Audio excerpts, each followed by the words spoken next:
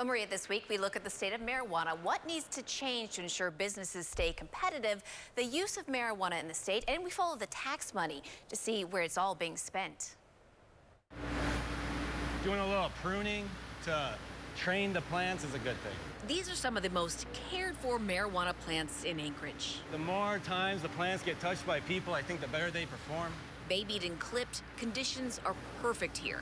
And these plants will produce marijuana products that will be sold at top dollar. Right now, we're on our week 3 strip, so I'm removing all the fan leaves to allow for better light penetration to hopefully have better bud development. At this grown, owned by Enlightened Alaska, the plants go from well-cared-for sprouts to fully blooming buds. We harvest about 60 to 75 pounds every 3 weeks. In this 15,000 square foot space, marijuana is grown and manufactured and will eventually be sold at Enlightened Alaska and other shops in the state.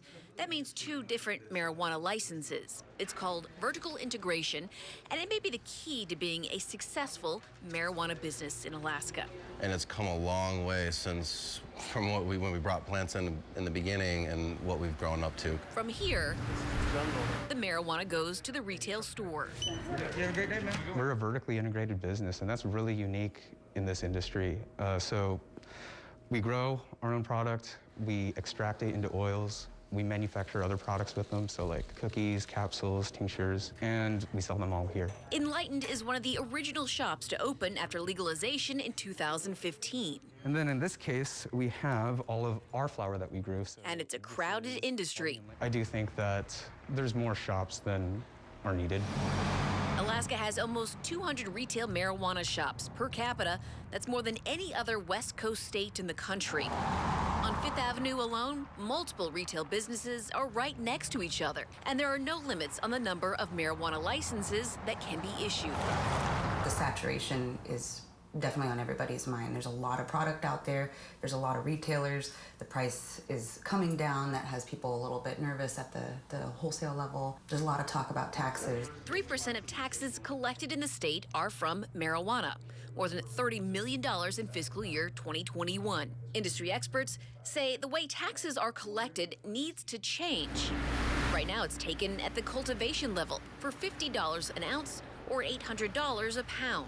It's vibrant, it's thriving, there's challenges, there's things that we need to prepare for, and there's some foundational issues that I think we've got to fix now. Marijuana is still illegal under federal law, but if that changes, Wilcox says, it could wipe out the state's local shops because a residency requirement would go away. So if we don't do something and the residency restriction goes away, we have an unlimited licensing system.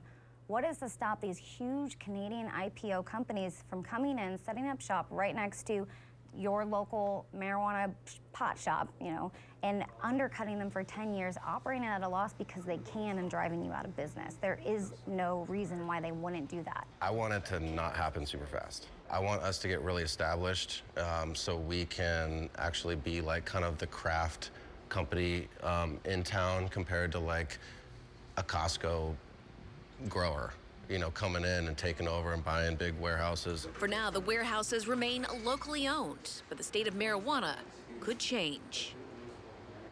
And tomorrow we look at how to talk to children and teens about marijuana. It's a pretty complex issue because it is legal here, but not good for developing brains.